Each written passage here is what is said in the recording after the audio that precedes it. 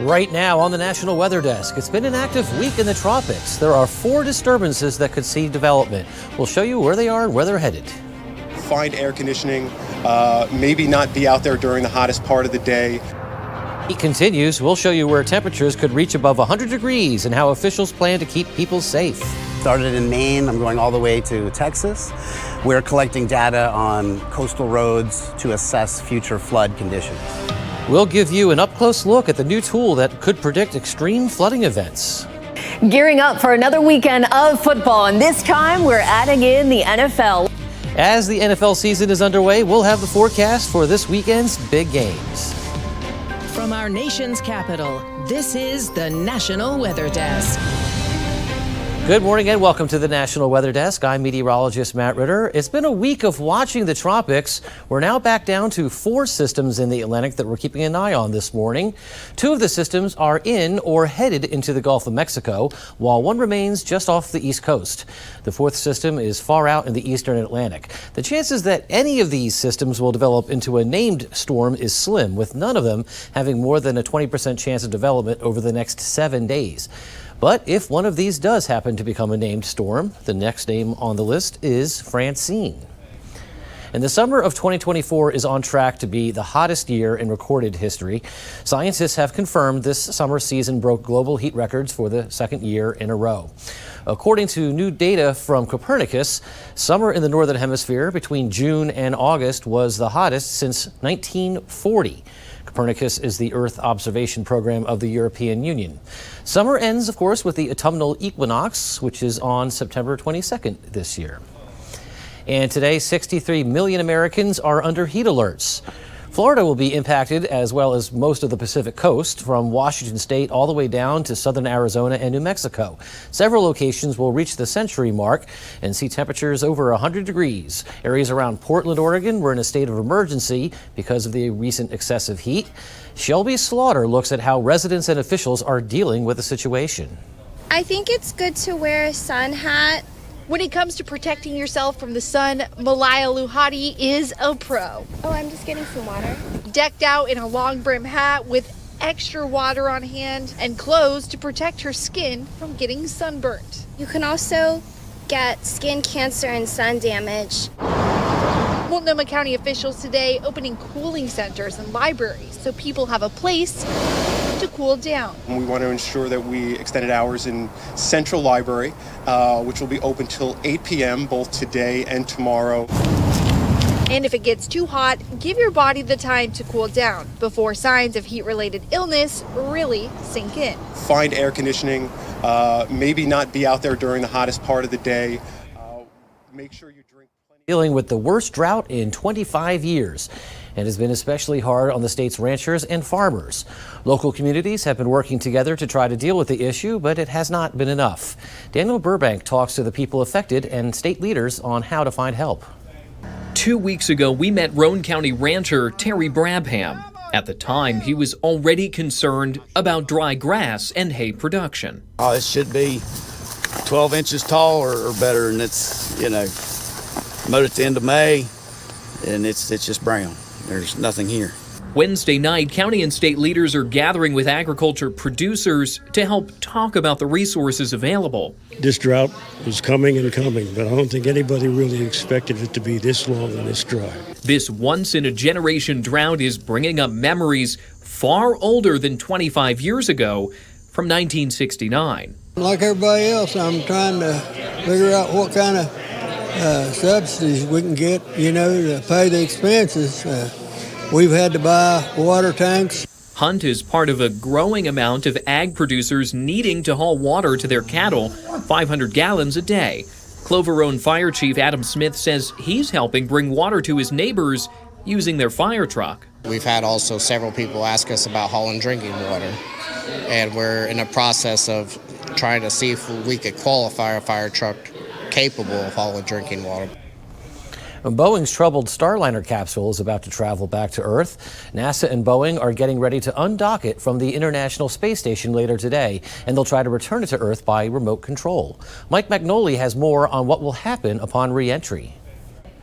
So if things go according to plan, the Starliner capsule will break through Earth's hot upper atmosphere and it won't be on fire as it starts its descent. Its target landing zone is out in the desert in New Mexico. So NASA and Boeing say that they are targeting a touchdown at close to midnight. So that's early into Saturday morning.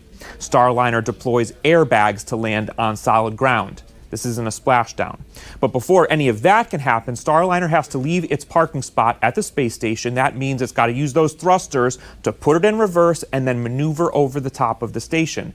Those are the thrusters that malfunctioned shortly after launch back in June. Those thrusters, combined with helium leaks, are the reason why NASA decided not to try to return to Earth on schedule, and that's why they're not putting Butch Wilmore and Sonny Williams back in the cockpit. Mind you, those astronauts were supposed to be on the station for 8 days. Their visit has been extended to 8 months. And a SpaceX Dragon crew capsule will be their ride home. Now, I want you to hear what NASA's flight director has to say about Starliner's shove-off. In terms of the types of things we're looking at in the go, no go ahead of the undock, it's not just the Starliner. We got to make sure that the entire ISS and all of its appendages and systems are in a good state and ready to support the backing away of Starliner, ensuring that we have good communication between the ground teams, the ISS, the Starliner, the TDRS, all of those sorts of things that we want to make sure are good to go, and we have guidance in these rules that say which types of things we can live without. So let me help you make sense of that.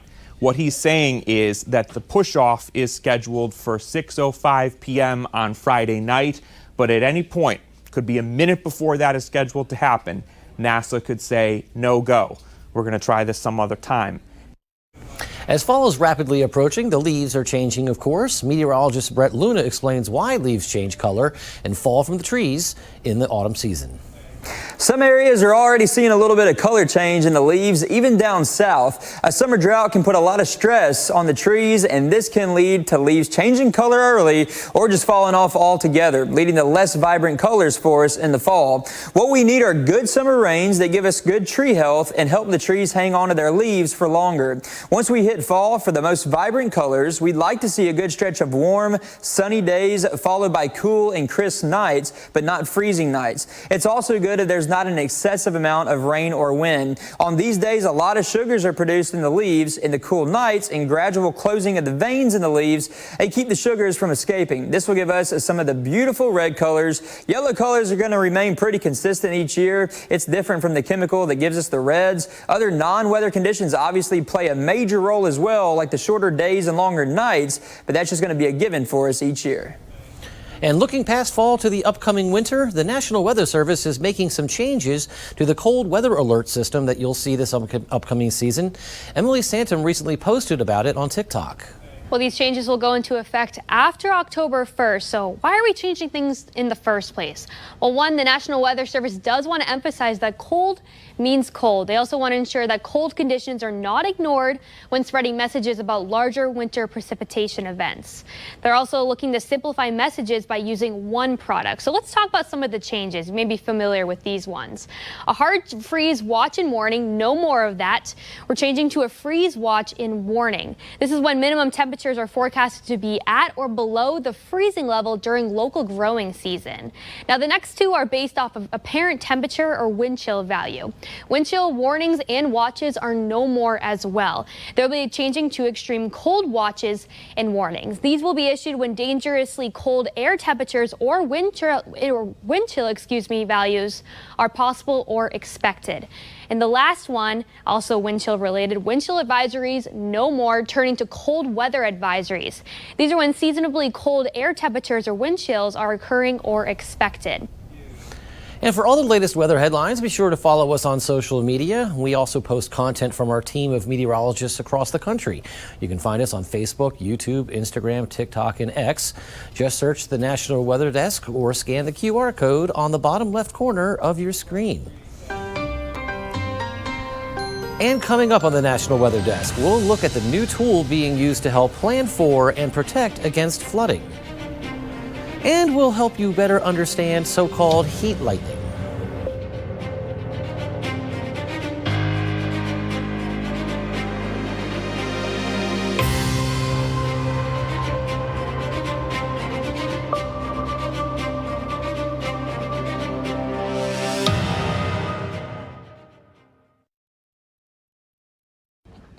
I'm meteorologist Charlie Lopresti with Look at the Northeast. A nice looking Friday is on tap. Any early morning clouds and fog should burn off to some sun. Look for highs today in the 70s for most areas. We have an approaching front first through western New York that will bring some showers during the afternoon and evening hours today. And that moves into a good chunk of the Northeast on Saturday. During the afternoon and evening, we'll introduce some of those showers in New England. An ocean storm stays to our east, but it will bring some high surf on Saturday. I'm Chief Meteorologist Gerard Jabali. Here's a look at the mid-Atlantic region. Your Friday starts out mostly cloudy, but we should see some sunshine reach the ground, and we'll get temperatures to warm up. Ahead of a front, this front's going to bring us a good chance for rainfall, followed by some cooler temperatures. Scattered showers, maybe a thunderstorm will be possible on Saturday. Friday afternoon, still pretty warm, low 80s or so. By Saturday, that cooler air starting to work its way into the mountains, but still in the 80s until that front moves completely through. We're cooler for Sunday. I'm meteorologist Vetus Reed. Here's a look at your southeast forecast highs for the day. Looking at 91 as we go through the afternoon. Much cooler temperatures from Atlanta, Birmingham, and Mobile. Pensacola at 78, Macon 74. Reason being is we do have a lot of cloud cover coming up from the south. This area of low pressure just off the coast of Louisiana will continue to spin up, bringing us plenty of moisture across parts of the Mississippi Delta, across Mississippi, Alabama, into Georgia throughout the day. It looks like mostly cloudy skies up through the Carolinas as well.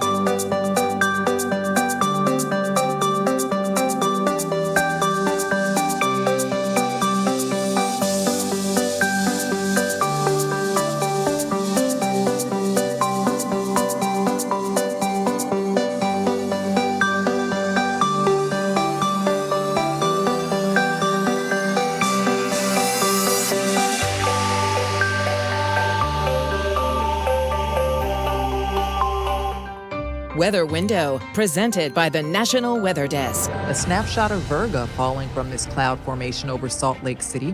Virga are wisps of precipitation such as rain, snow, or sleet, which never reach the ground because they evaporate. And the start and end of day provide gorgeous views. This sunrise over the Great Salt Lake and this sunset near Bristol. For more content like this, follow the National Weather Desk on Instagram. And whether it comes from slow-moving or training thunderstorms or from coastal storm surge, flooding events have become more frequent, especially in southern New England. Meteorologist Christina Ernie looks at a new tool that could help map out locations that are most prone to flooding and potentially help save lives. We can't stop the impacts of a changing climate overnight, but we can prepare for it. Whether or not you believe that these storms are getting worse because of climate change and sea level rise, it's a fact that 100-year storms are now happening every 10 years. And authentic, precise visuals, I think, make it real for people. Authentic visuals are exactly what Climate Central's field producer Max Grader has spent the summer capturing. I'm driving the flood rover down the east and Gulf Coast, started in Maine. I'm going all the way to Texas. We're collecting data on coastal roads to assess future flood conditions. We caught him as he passed through Providence in the custom-designed flood rover. This vehicle uses 2 cameras, LiDAR technology, and GPS to precisely map an area and its elevation as it drives. They then overlay this data to create hyper-realistic images of coastal spots facing the combination of typical sea level rise and flooding events. The information I'm gathering is going to be used to maybe help plan evacuation routes. If local government gets funding and they want to decide where to spend it, and I drive past the pier and they see the left side of the pier, it's going to be completely submerged, the right side of the pier isn't, they know to put the money where it will do the most good. The visuals created help communities brace for future flooding events, but also can be life-saving. I think back to Katrina, and a lot of people didn't leave. But if they could see this in real life, they might have left. This is the goal, bracing communities, saving people time, money, resources, and lives. And creeks and streams are beautiful to look at as long as they're not flooding. Meteorologist Jacoby Windler is in Austin, Texas, and shows us how creekside trail construction can pose some serious challenges. Riding bikes has been a thing my entire life. I was riding a bike by the time I was 2. Indigo Pearson loves to bike, bikes to work, and just so happens to work at a bike shop. It's that outside connection and being able to be outdoors. Just feet from the Peddler Bike Shop on Palmer Lane, you'll find the Suburban Ninja Trail. A lot of it was built by just a couple guys coming out with a shovel and a pickaxe. Right now it's a hidden gem, and it won't be hidden for long. I'm pretty sure it's going to be pretty popular when it's done. Parks and Recreation Director Mike DeVito, along with Capital Projects Manager Chris Bricky, say the city has nearly finished a 3-mile-long accessible concrete hike and bike trail. The thing about concrete is it doesn't wash out. A lot of this trail is in a floodplain, so it's important that we're able to make sure that we maintain safety on the trail as well. It connects the neighborhoods on this side of town with the regional trail along Brushy Creek Road, the county regional trail. It's named the Brushy Creek North Fork Trail. We are not going to build in the floodway. We will build in the floodplain. And it's actually designed to flood. The water comes up, it deposits a little bit of floating debris, and then it goes back down into the creek. Field surveys determine drainage patterns, and low water crossings like this one are being built to let the water run under the trail. Dealing with Mother Nature and working with what she throws at you, because you want to keep it natural and you want to keep it nice. You can see the old bike trail and new mixed-use trails side by side. Pearson says the bike shop is maintaining 11 miles of bike trail separate from the new one. It's not just for mountain bikers, and it's not just for people on the paved trail, but it's a shared space, and it's an ever-evolving community that we have to share together. That shared vision was first brewed up in 2015 and sits right behind Red Horn Coffee House and Brewing Company. Owner John Lamb says he's excited for patrons to have even easier access to nature. You know, crisp morning walk, come up to grab a coffee, or in the afternoon say, you know what, let's get some outdoor time, get our steps in, come grab a beer, and then just walk down the trail home. Completion is expected early next year. In the suburbs of Austin, I'm Chicago Windler for the National Weather Desk. Well, it could be a weekend for water spouts on the Great Lakes. Meteorologist Will Haney explains. With cooler temperatures expected across the Great Lakes region into the weekend, we're expecting an uptick in waterspout activity across every Great Lake, but especially West Michigan, here on Lake Michigan, also Lake Huron, Lake Erie. We're going to have a dip in the jet stream, bring some much cooler air. What we're looking at here is that cooler air in the lowest few thousand feet of the atmosphere on top of lake surface temperatures, which, as you can see, running pretty warm with the exception to an often chilly Lake Superior. Most of the Great Lakes, though, situated in the upper 60s to low 70s as far as those buoy reported temperatures. Now, when we have the warmer water situated beneath the cooler air aloft, that creates rising motion in the atmosphere. Oftentimes as well, out over the lake, you can get small areas of convergence or shifting of the winds coming together. Now, when that is enhanced by that rising motion, you can get a stretching in the vertical, condensation happens, and from the lake surface up to the cloud base, you can get that rapidly rotating column of air and condensed water in the form of a waterspout. Now, what I'm describing, we consider fair weather waterspouts. They are extremely rarely a threat to any sort of land structures or anything like that. They form, again, when that cool air moves over relatively warmer water. They need that convergence of the winds near the lake surface. They typically dissipate as they move inland or over land, and that's why they're so often not really a threat. Now, you would never really want to boat into one of them, by the way, and they do make up the vast majority of reported waterspouts. The opposite to this would be a tornadic waterspout. Forms a lot differently. That would be from a severe thunderstorm. Similar process to a traditional tornado that just forms over water, and those can very much move inland and do some destruction. Well, if you're on the Great Lakes this weekend, be sure to keep an eye on the horizon. And as you may know, the NFL season is officially underway right now. Meteorologist Katie Morgan looks at this weekend's big pro and also college games. Gearing up for another weekend of football, and this time we're adding in the NFL. Let's first start off with our college games of the week. And we will start in Ann Arbor, Michigan, looking at gorgeous weather here with Texas taking on Michigan. Temperature should be around 56 at kickoff with sunshine. In Stillwater, Oklahoma, we're looking at Arkansas taking on Oklahoma State. A couple clouds, beautiful weather here with temperatures in the upper 70s. And an evening game for NC State as they take on UT. That'll be in Charlotte, and we're expecting a 7:30 kickoff with a couple clouds and temperatures right around 75 degrees. NFL back in action, and we are looking good weather-wise. Of course, may have to deal with a few showers and thunderstorms for the Miami game. Jaguars at the Dolphins in Miami. We're looking at temperatures Highs in the mid-80s. The Cowboys at the Browns in Cleveland.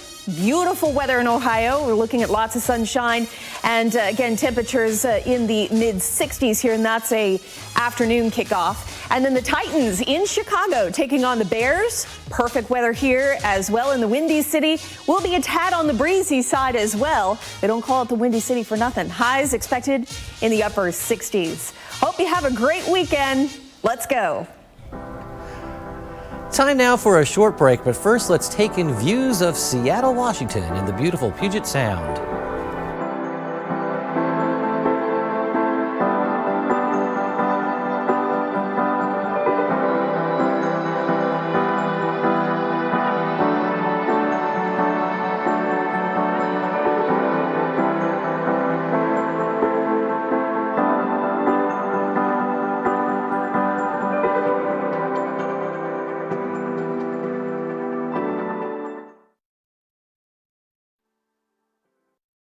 Well, a very good Friday morning, everyone. I'm meteorologist Andrew Buckmichael. We have some cooler weather moving into the plains here. It's all behind this rain that's moving across the Great Lakes and the Ohio Valley today and cooling down a little bit more. Look at all the sunshine we have across the Midwest for Saturday. Really nice day, but things are going to be cool across the Great Lakes. Highs in the 60s. By Sunday, we're starting to warm up out across the plains, and we're going to continue to warm up as we head into next week, and the dry pattern continues to roll on for us.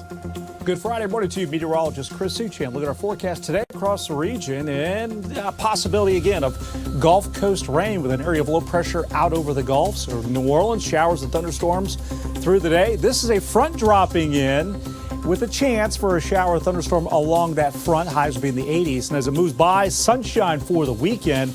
Much cooler temperatures, highs in the 70s and the 80s. Also with a big drop in humidity. Well, hi there and a happy Friday morning to everybody. I'm meteorologist Shannon O'Donnell. September sunshine and loads of early September heat back along the West Coast. We had a record-breaking day on Thursday around Seattle and Portland. We're going to do so again on Friday with low to upper 90s between the Emerald and the Rose cities. Back into the triple digits for Vegas and Phoenix as well. And as we're so hot, a lot of excessive heat warnings in place out through the west. And that's the scene from here.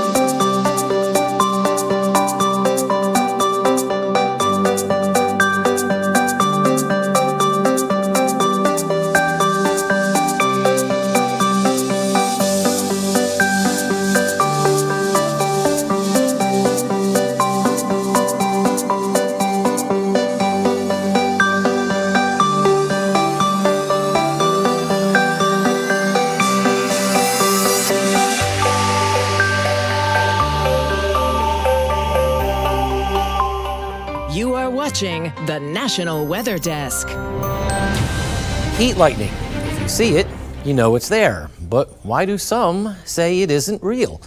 Meteorologist Matt Gunn explains. Many times during the summer as a meteorologist, you always hear people talking about the term heat lightning. Well, I got news for you. Heat lightning is really a myth. What you're seeing is lightning from a storm that is off in the distance many, many miles away. Thunder, in fact, can only be heard if you are at least 10 miles away or around a certain thunderstorm. The reason why you may see the flash of lightning from a distant storm is due to hills, trees, and just the overall curvature of the earth. And oftentimes the flash of lightning you see is from higher level clouds, not the ones that are right there in the community that is experiencing the thunderstorm. I'm meteorologist Matt Gunn reporting. And we'd love to share your weather content on the air. You can find us on all your favorite social media platforms. Just search the National Weather Desk. We'll be right back.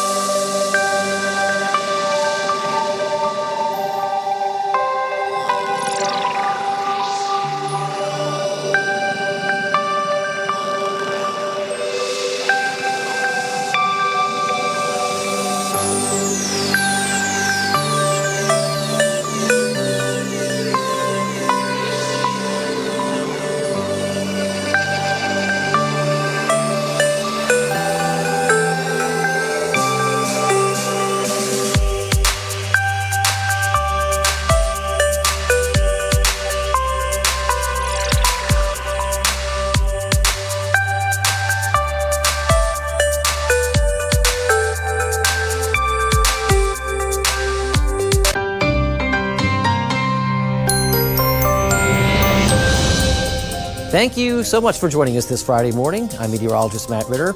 Make it a great day. Have a wonderful weekend, and we'll see you right back here on Monday for the National Weather Desk.